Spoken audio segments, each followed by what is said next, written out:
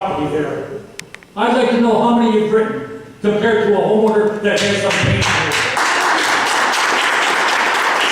Pretty sad here in the city, and it's time to get off your duff and take control of this city and run it the way it should be run, and stick up for its citizens.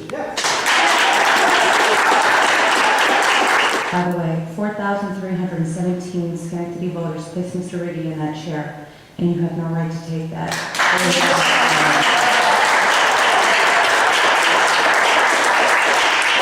All of these actions, along with the ability of one party to swing the budget vote and the establishment of a private club for pure Democrats only, parallel those of Tammany Hall and Boss Tweed, and how they ran New York City in the 1800s.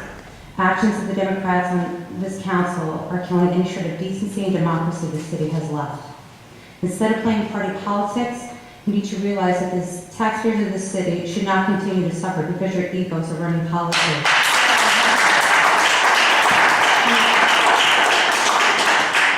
You need to leave your wounded pride at the door and start doing the right thing for the taxpayers. The fact is, every time you raise taxes, which is more than the surrounding towns and counties, you force prospective buyers to go elsewhere. You force current homeowners to leave, and you force landlords to become slumlords. That's why we have pit bulls and drug dealers running our streets. We have lost our way in the city. Even if the revised city council budget created a reduction of services, at least you did right by the taxpayers and you placed their needs first. And you can always amend the budget. It's always an option. The good thing about Tammany Hall was that my favorite president, FDR, took down Boss Tweed and replaced the New York City mayor with a Republican. My hope is that Governor Cuomo, also one of my favorite politicians, will come to our city, see what's happening here, and maybe place a hard-working, maybe he could replace the leader with a hard-working independent councilman who could be in charge to run the city based on sound business principles and return morality back to the city.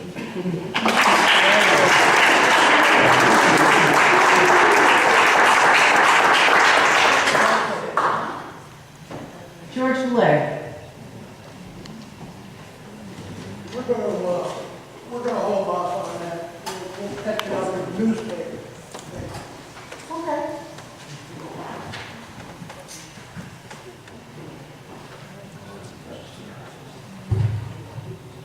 As you all know, I attend many committee meetings. While there, not only do I listen, I also observe. From my observations, Jason Cuthbert is not a rebel rouser. On the contrary, he is very low-key. The city has done an injustice to this young man, and the injustice must be corrected. The youth of the city cannot be left with the impression that if they are honest, possess integrity, are educated, have valuable skills, and so forth, there is no place for them on Schenectady's workforce. At the last council meeting, 2 children spoke at this podium. As they spoke, I couldn't help but think there are the Jason Cuthberts of the future. They saw a problem and spoke up. Jason Cuthbert also saw a problem and wanted to fix it. I am asking you, with all the diplomacy that I can muster up, to reinstate Jason Cuthbert to his job with full benefits and uninterrupted service. Thank you.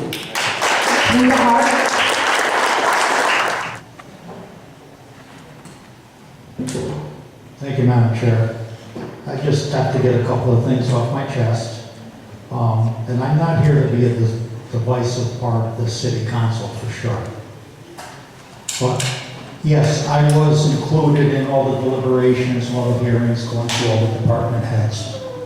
But it's not unlike that when you're on a team and you work out with the team, you do all your calisthenics, you run your laps, you take batting practice, you field fly balls.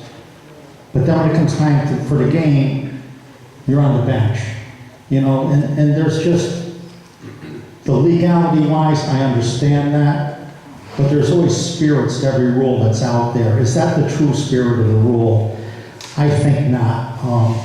I want to be part of talking about what's going to go on to make changes in the budget. I don't think there's anything wrong with that. I don't think I would have heard anything that would have made any big differences. And obviously, you could do what you want without taking any heat from what I have to say. So, I don't want to make, it's not the end of the world or anything, but I am here to represent the people, you know, just like we all are. In order to do that, I have to be involved, you know. It's just that part of it.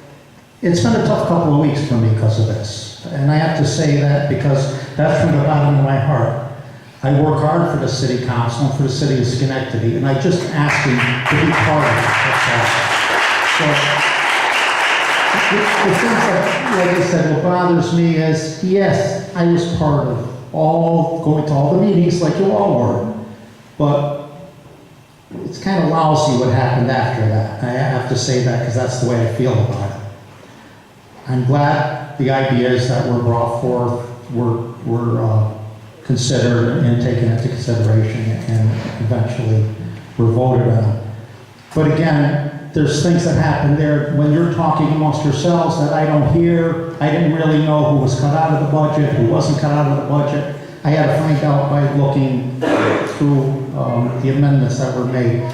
So anyhow, I'm just here to be part of the city council, and you know, we don't all agree on everything, obviously, and that's what makes it good. That's the good part of it. So I'd like to be part of the 100% part of the city council. That's what I asked for.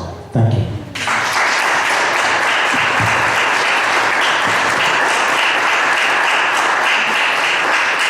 Coming down tonight and talking on a wide range of topics. I appreciate the discussion and dialogue from the council that's gone on with the budget as we continue to move forward in implementing a balanced and workable financial plan for the city. I think it's somewhat interesting today that the Controller's Office released their stress analysis, which I think does a fair summary of what's going on in the city and even across the state. Schenectady is not in the horrendous shape that many people would like to talk about or project. We are an urban area that has a number of fiscal problems, but as the Controller's report points out, we've acted in a fairly prudent manner in dealing with that. From our discussion in this budget, notice we've got a backlog of properties that where we were selling the tax liens. We're not doing that. We've got to do foreclosures themselves, bring that in, and by deleting the reoccurring revenues out of it this year, will we have the ability to sell those houses and other things to actually balance it? It's something the Controller's Office points out, that we want to make sure that we have the revenue to, again, balance our expenses. In Schenectady, has our friends at the state level, they also point out where we don't get our fair share of state aid. When you look at other communities, they get more money. But our expenses are relatively the same of our sister cities across the state. And as a result of that, where other communities get more state aid, we don't get as much, but our expenses are the same. Our property tax rates are higher. And it's part of an ongoing campaign that we have to continue to lobby and be more aggressive, getting that message out to the state and to seek equity in that. When we look at our friends within the community, Union College, a fine institution, great organization, but it has a very large net cost to the city, and we do not get anything to offset that. And it just becomes a message of, again, fairness and equity. Straight on, I'm sorry that these last 2 weeks were stressful or sad for you, but I think too that you know that if you've reached out to any one of us, we call you back, we will talk with you. In terms of the caucus, it is what it is. And you and I have had conversations about that. You know, you've known, and I've told you that we're going to caucus. You're welcome to stay, but it'll be an illegal meeting. You decided to leave, which I don't blame you. I wouldn't want you put in that position either. But sometimes being the odd man out certainly has its advantages because you're your own person. You don't have to answer to anybody. You can do and say whatever you feel and don't need to take other individuals sometimes into consideration. It's a little bit different. Part of this is public service, and let's face it, let's call it what it is, and part of it is a political party. That's how people get elected. And, you know, maybe you want to talk to Jim Burmaster over at the county because I know he feels a little left out as well sometimes. But I don't think there's anybody... I don't mean it that way. I'm not meaning it that way. I'm just trying to let you know what my feeling is. And also to let you know that, you know, if we're all honest and we're all taking a look at ourselves, you know very well that I don't think there's a person on this council that you haven't called that hasn't called you back or hasn't reached out to you when you've reached out to them. And if we haven't, I can only speak for myself. I'll make more of an effort to do that. But there are going to be times that we're not going to be able to agree on what someone considers enough information, and not all you need to do is ask. So with that, I would ask for a motion to adjourn. Second. All those in favor? Aye or adjourn.